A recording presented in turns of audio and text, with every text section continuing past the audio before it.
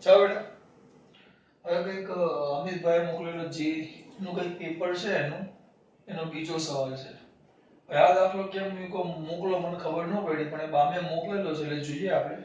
કારણ કે આ તમે જે સાતત્યનું સમીકરણ અને બર્નોલીનું ઇક્વેશન ભણ્યા એનો ઉપયોગ છે. આ સાતત્યનું સમીકરણ અને બર્નોલીનું ઇક્વેશન.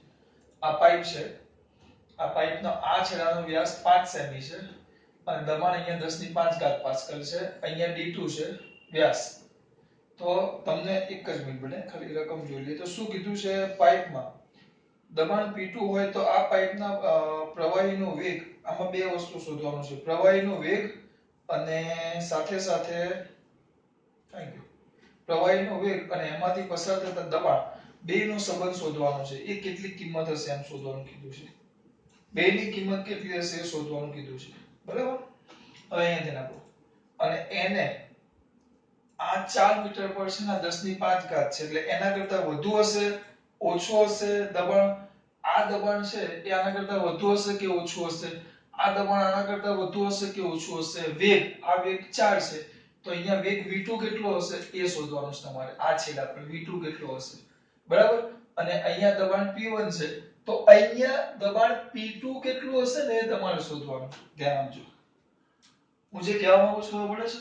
હવે આ દાખલો એ લોકો ગણ્યો છે પણ થોડી બુદ્ધિ ચાલે તો સાતત્યનું સમીકરણ મેં તમને 1000 વાર આગળ ચલાવેલું છે. જો કદાચ આપણે જોઈ લઈએ ચેક થાય છે કે નહીં. આ નોંધ મેં પેલી થિયરી ચલાવી ત્યારે મેં ચલાવેલો. આ સાંકડો છેડો યાદ છે? આ સાંકડો છેડો ધારા રેખા દોરો. આમ ધારા રેખા, ધારા રેખા. તો અહીંયા ધારા રેખા કેવી? અહીંયા ધારા રેખા કેવી? ગીચ. ધારા રેખા ગીચ તો ત્યાં વેગ વધુ અને દબાણ ઓછું.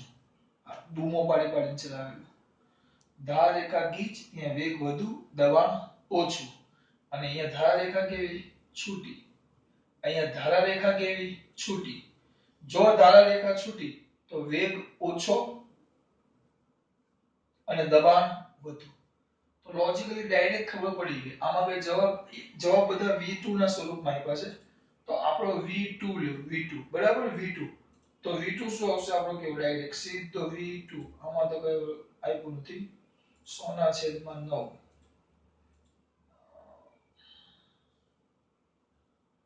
બરાબર. v2 એમનો જ વિચાર કે આમાં જુઓ આપણે v2 છે તો અહીંયા વેગ કેવો હશે? ઓછો. એટલે v2 નાના છે v1 અને p2 દબાણ વધુ. p2 મોટા છે p1. p1 કરતા મોટા એટલે 10 ની 5 ઘાત કરતા મોટા. કેવામાં ઊંધું આપ્યું છે ભાઈ?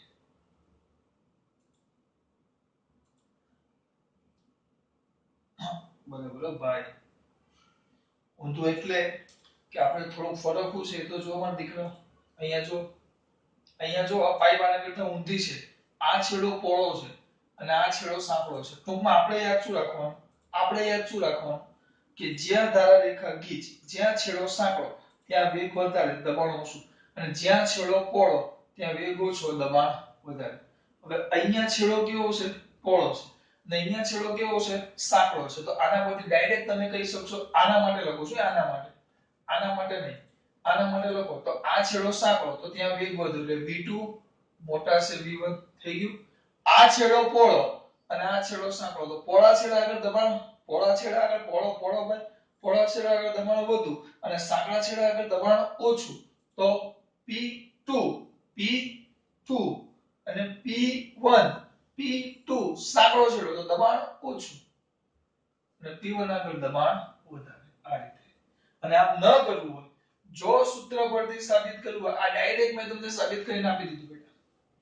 v1 એટલે 4 મીટર પર સેકન્ડ કરતા વધારે અને આના કરતા એટલે કેટલા? 10 ની 5 10 ની 5 ઘાત કરતા ઓછું. ડાયરેક્ટ સાબિત થઈ. પણ આટલું યાદ હોવું જોઈએ. આના કરતા ઊંધી પાઇપ છે, આ બાજુ પહોળો છે, આ બાજુ સાંકડો. જોજો પાછા યાદ શું રાખવાનું? પહોળો ત્યાં વેગ ઓછો દબાણ.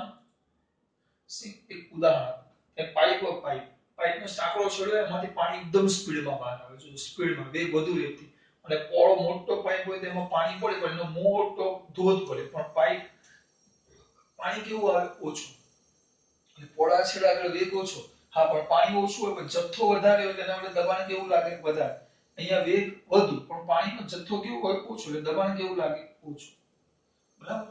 એમ ન કરવું હોય તો સૂત્ર પરથી પહેલા આવશે આપણે પેલો આપણો કોણ સાતત્યનું સમીકરણ પહેલું સાતત્યનું સમીકરણ તો સાતત્યનું સમીકરણ શું આવશે બેટા a1v1 is equal to a2v2 આના જગ્યાએ લખો તો pi r1 square v1 is equal to pi r2 square v2 pi pi ગયા પણ આના જગ્યાએ લખાશે d1 કારણ કે r a બરાબર તો pi r square અને d is equal to d લખવાનું છે ને આપણે r ની કિંમત મૂકવાની છે તો ત્રિજ્યા is equal to વ્યાસનું અડધું એટલે d/2 તો અહીંયા શું આવશે d1 square by 2 into v1 is equal to d2 square by 2 into v2 square છે સોરી બેટા એટલે 2 નો પણ વર્ગ થાય એટલે 4 થઈ જાય તો હવે આમાં શું થાય બધું ઉડી જશે આપણે શોધવાનું શું છે v2 તો v2 is equal to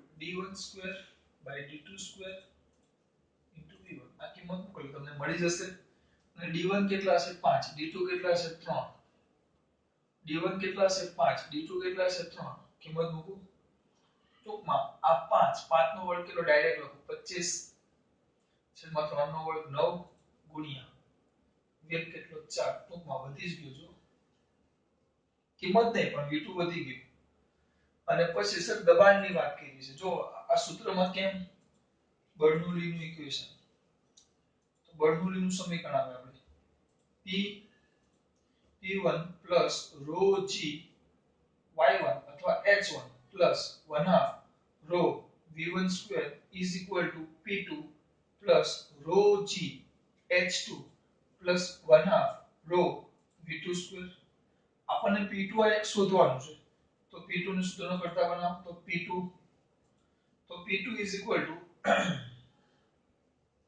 p2 is equal to શું આવશે બેટા અહીંયા ધ્યાન આપજો ખાસ p2 is equal to p1 બરાબર પ્લસ rho g આ બાજુ લખીએ છીએ તો rho g આ બાજુ આવશે તો h1 h2 કોમન કરી લીધું બેટા કાઢ્યું અને plus 1 half rho v1 square minus v2 square બધી કિંમત મૂકશો તમને p2 મળી જાય પણ આપણે આ બધી કિંમતમાં પડવા કરતા આ ડાયરેક્ટ તમને મળી ગયો સર અહીંયા હું લખવાનું તફાવત કેટલો છે 1.5 જમીનની સપાટી તફાવત કેટલો છે 1.5 એ મૂકવાનો અને v2 v1 v2 અહીંયાથી શોધ્યા એ મૂકવાનો તમને જવાબ મળી જાય દાખલા બોલું કે ખબર પડે છે દબાણ કેવું આવે ઓછું જો સમજાવો કેમ ઓછું આવશે જો આ p1 છે plus rho g h1 h2 h1 આની ઊંચાઈ કેટલી થશે 0